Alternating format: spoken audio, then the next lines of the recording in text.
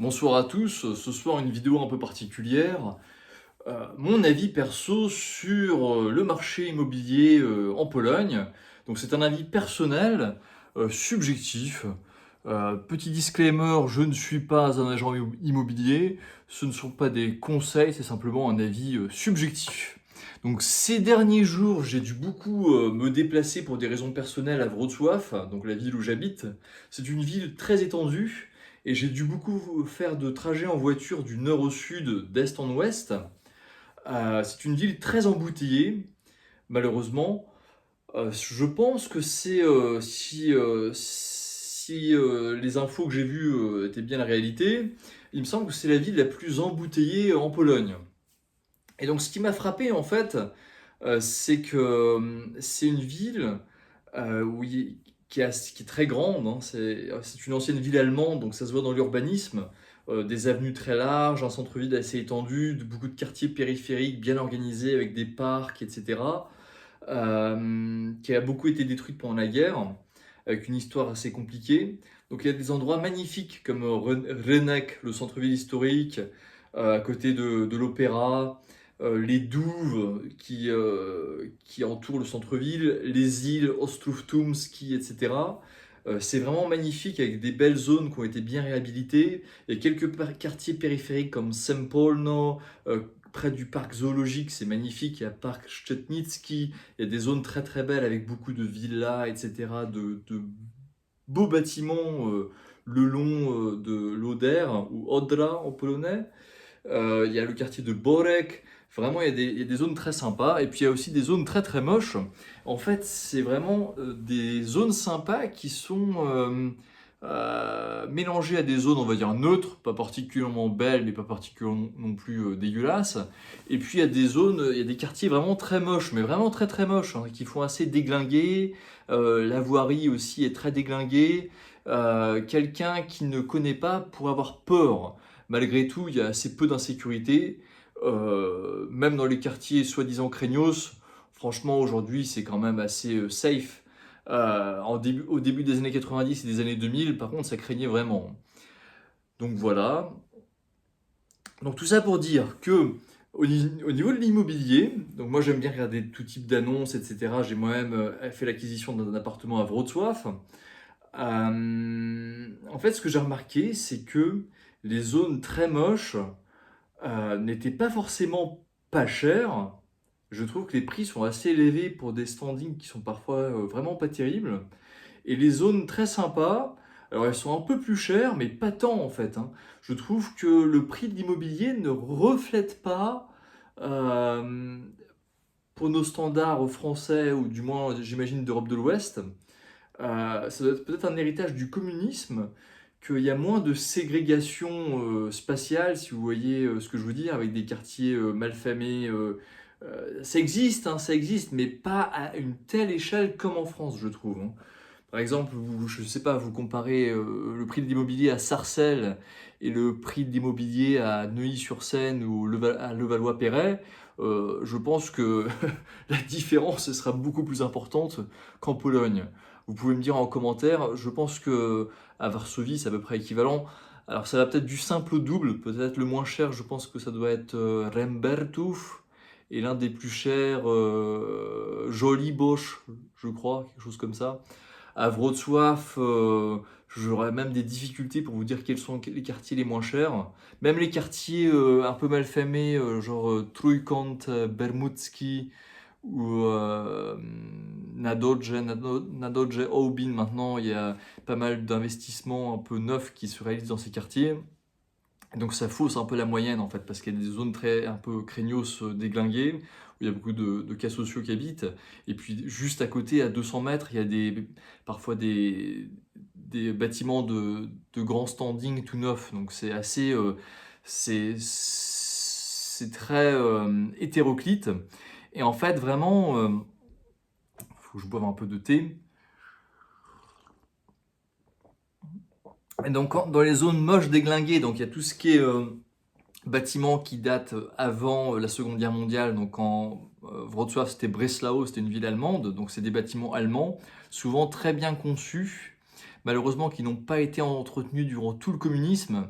et donc parfois ça fait très glauque, avec des façades noires, où le crépi laisse place à la brique, et avec souvent une population un peu alcoolique, un peu pathologue, comme on dit, hein. Donc un peu les cas sociaux.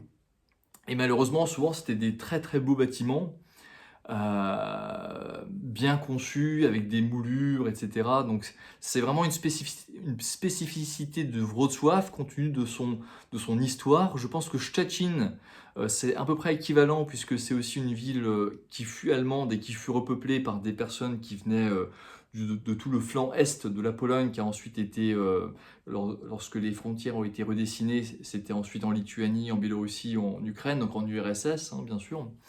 Euh, donc ensuite, il y a les bâtiments du communisme.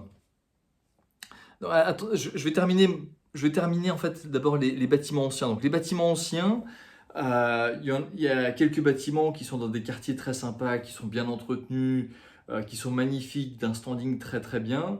Et donc là, c'est vraiment des très beaux bâtiments et vous pouvez les acquérir.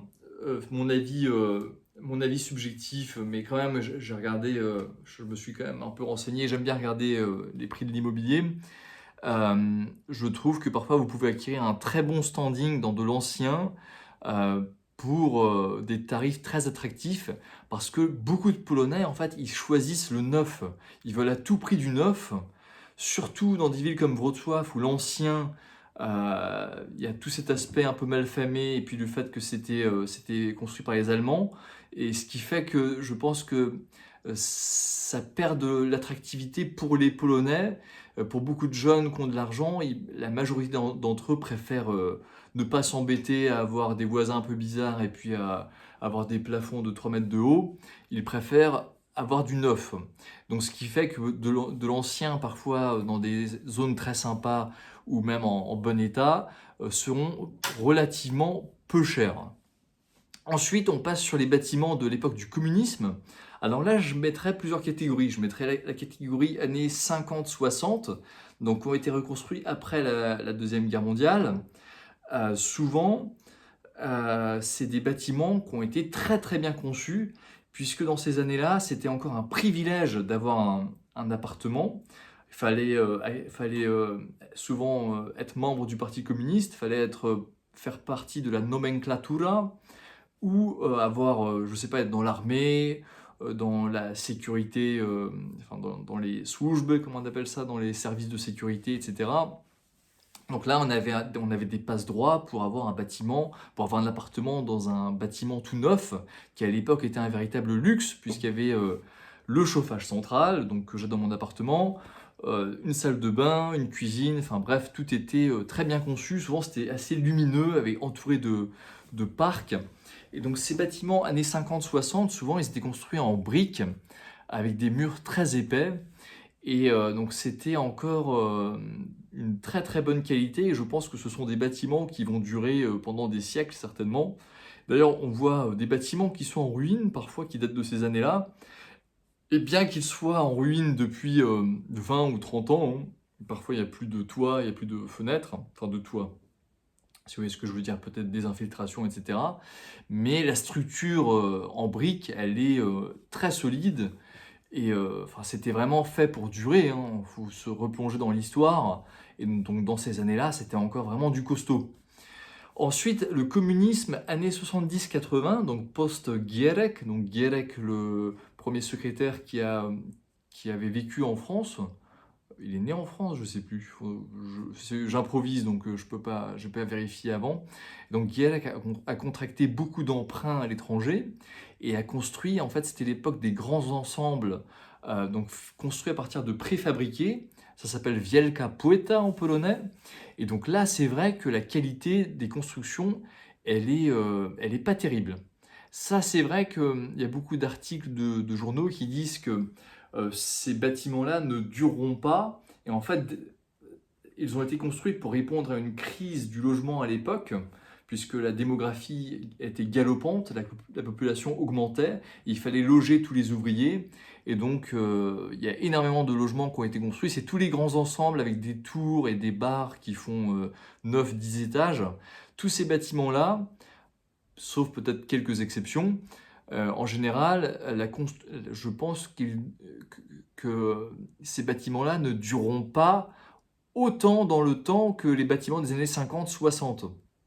Moi, l'appartement que j'ai acheté, il est dans un immeuble qui date de 1968. C'est un immeuble de 5 niveaux. Moi, je suis au dernier niveau sans ascenseur, ça c'est le côté négatif. Mais les murs sont très épais et j'entends très peu les voisins. Et j'ai un sol c'est du parquet, c'est très lumineux, il y a un petit balcon, l'agencement est très très bien fait, c'est très très bien optimisé, c'est impossible de l'optimiser davantage. Donc c'était très très bien conçu. Comme quoi ces gens-là comme quoi les communistes, malgré tous leurs défauts, avaient quand même, une réflexion sur comment optimiser l'espace de manière intelligente. Et, euh, et voilà. Donc années 70-80, c'était toujours bien optimisé niveau espace. Par contre, la qualité, elle était inférieure due au fait qu'il fallait construire beaucoup, en masse, vite et en préfabriqué. Donc en plus, la consommation d'alcool sur les chantiers devait être assez importante. Donc étonnamment, ces tours et ces bars tiennent bien, mais voilà. Ensuite, donc fin du communisme 1989, donc il y a beaucoup de bâtiments dans les années 90 qui ont été construits avec des formes un peu douteuses, avec des petites tourelles, un peu châteaux, avec des couleurs criardes. Il fallait sortir de la grisaille du communisme, donc ils ont beaucoup peint avec du violet, du rose, du bleu, moi j'appelle ça du bleu chiotte, du jaune fluo, enfin vraiment des couleurs au goût esthétique très douteux. Et souvent dans ces années-là, alors c'est pareil, c'est au cas par cas, faut être un spécialiste, mais souvent c'était quand même pas de la très bonne qualité. C'était fait un peu de bric et de broc. Euh, J'aurais des doutes par rapport aux constructions des années 90 et début années 2000. Bien sûr, avec des exceptions, je pense qu'il y avait quand même du haut standing dans certains projets. Et, euh, et voilà, donc c'est au cas par cas. Ensuite, année 2010-2020, donc c'est maintenant. Donc on entre dans la période Developerka, où il y a, ces dernières années, il y a eu énormément de logements qui se sont construits en Pologne, dans les grandes villes. On est quasiment autant que dans les années 70-80 sous Gierek. Et donc, c'est des développeurs, des promoteurs immobiliers qui construisent souvent des projets énormes. Et moi, avant d'habiter ici, j'étais locataire dans un immeuble qui a été construit par Bouygues Immobilier. J'étais le premier locataire, donc il a dû les appartements ont dû être, comment on dit, mis à disponibilité des propriétaires en 2023, je pense, ou ouais, début 2023, je crois. Donc, ce que je peux vous dire, donc ça se voulait un peu au standing, des très grands balcons, parking souterrain, ascenseur, des appartements de 50 à 80 mètres carrés. Moi, celui que je louais faisait 50 mètres carrés. Et ce que je peux vous dire, c'est que l'agencement, il y a eu énormément d'espace qui était mal utilisé. Par exemple, le couloir était énorme. Il y avait une petite salle pour mettre la machine à laver, mais c'était pas très intelligent en fait dans la conception du plan.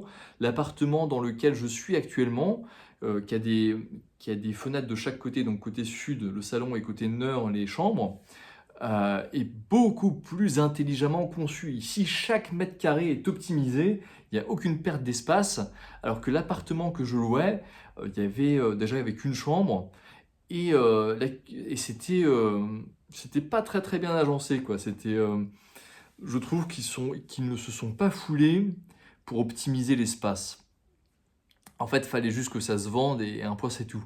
Ensuite, au niveau, moi, ce qui me choquait dans cet appartement, c'était la qualité de l'isolation sonore. C'était une catastrophe, une catastrophe. Ma chambre, en fait, elle était côte à côte, enfin, il y a le mur qui séparait la chambre, c'était le salon côté voisin. Quand il regardait la télé, j'entendais mot pour mot quasiment. S'il mettait le son assez fort, ou s'il parlait comme moi, je parle actuellement, d'une voix audible, j'étais capable quasiment d'écouter mot pour mot ce que les voisins disaient. Donc ça m'a causé des insomnies durant l'année où j'étais locataire, parce qu'en plus c'était des fêtards, et qu'en Pologne, enfin les Polonais sont fêtards, et ils sont pas toujours. Il n'y a pas la culture. Il n'y a pas la culture, faut faire attention aux voisins. C'est la culture, je suis proprio, je suis chez moi, c'est mes règles, et voilà. Et, bien sûr, il y a la Cisza nocna après 22 heures. Je pouvais appeler la police, d'ailleurs je l'ai fait une fois. Mais si vous voulez, dans l'ADN polonais, c'est quand même le propriétaire, chez lui, c'est le roi. Alors ça a ses avantages, hein. Il n'y a pas de squatter, la législation est plus libérale si vous avez une maison, etc. Il y a moins de normes qu'en France. Donc ça, ce sont les avantages. Donc pas de squat, pas de taxes foncières. D'où les avantages d'être propriétaire en Pologne. L'inconvénient, c'est que souvent dans l'urbanisme, je dévie un peu, mais l'urbanisme, c'est un sujet en Pologne. Donc la deweloperka, beaucoup de projets, c'est patodeweloperka, donc comme pathologia, donc pathologie de promoteur immobilier. C'est que c'est souvent des projets qui sont en fait mal conçus. Il y a le quartier de Jagodno, par exemple, à Wrocław, c'est dans le sud-sud-est. Vous pouvez regarder sur Google Maps Jagodno, il y a quasiment 30 000 habitants. Donc le problème en Pologne, c'est qu'ils vendent un champ à un promoteur immobilier. Le promoteur immobilier, il optimise l'espace pour construire le plus d'immeubles, donc espacer les uns des autres le moins possible. Donc souvent, il n'y a pas beaucoup de lumière entre chaque bâtiment. Les routes, il les construit à la fin, voire parfois le promoteur immobilier s'en dédouane en fait. La municipalité, souvent, elle n'est pas impliquée dans le projet, ou je ne sais pas si c'est de la magouille. Il n'y a pas vraiment d'urbanisme en Pologne, à certaines exceptions près. Et donc, combien il y a de quartiers où il y a des bâtiments entiers qui sont construits avec des centaines de logements, il n'y a aucun service public, il n'y a pas de trottoir, les routes, elles sont encore, les parkings, ils sont tous en terre battue, l'hiver, c'est une catastrophe. Et donc voilà, en fait, donc beaucoup de projets immobiliers qui sont construits de nos jours, c'est vraiment pour faire de l'argent rapide. D'ailleurs, il y a beaucoup de scandales.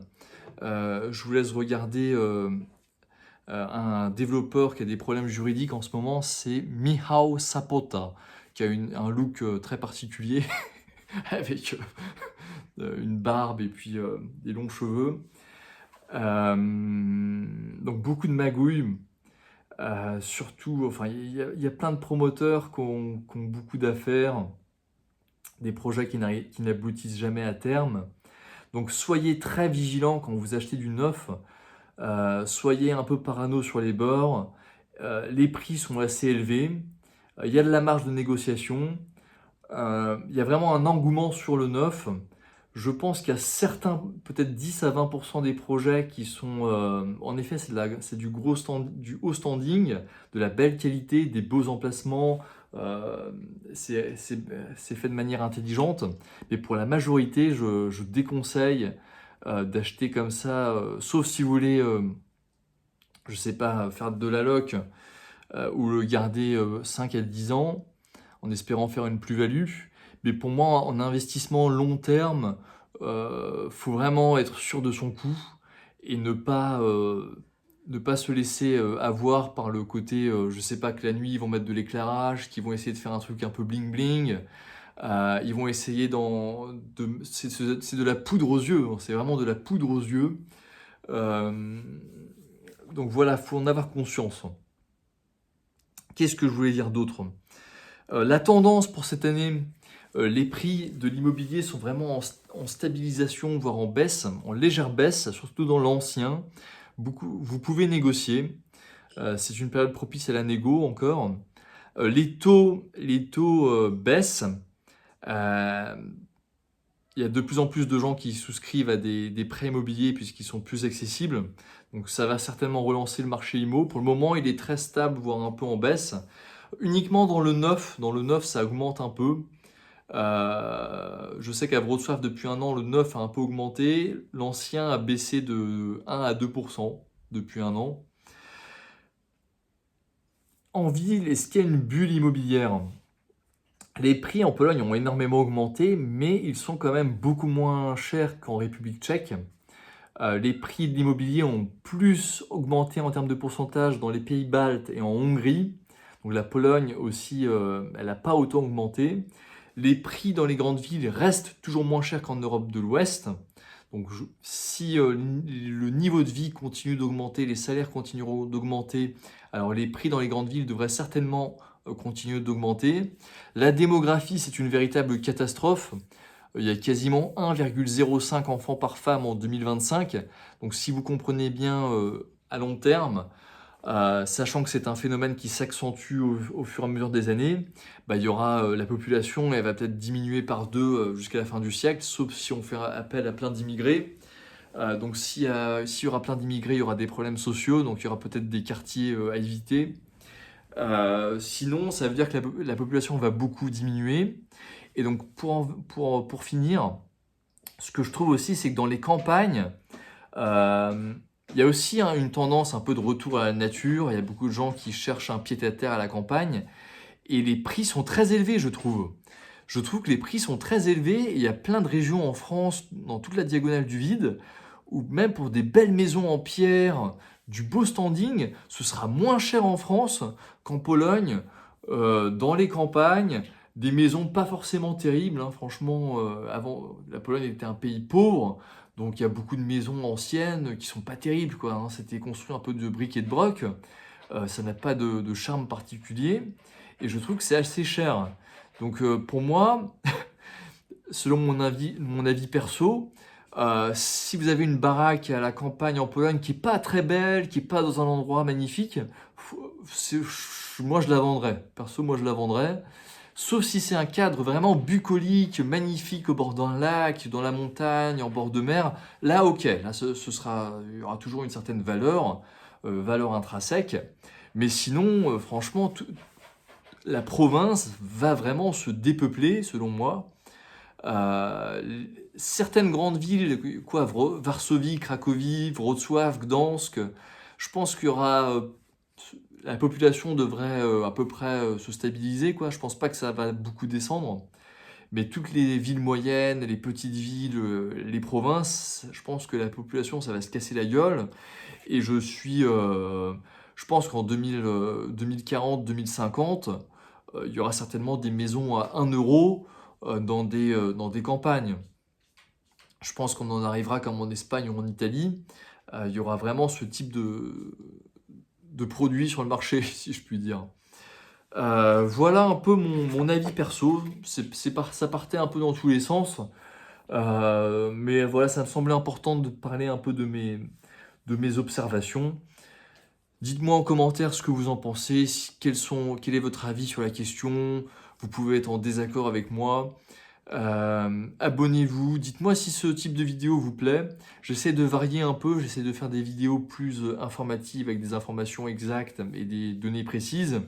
Et puis là, c'était une vidéo un peu, voilà, j'ai un peu dit ce qui me passait par la tête de par mes observations et par mon expérience en Pologne. Abonnez-vous et puis je vous dis à la prochaine. Bonne soirée.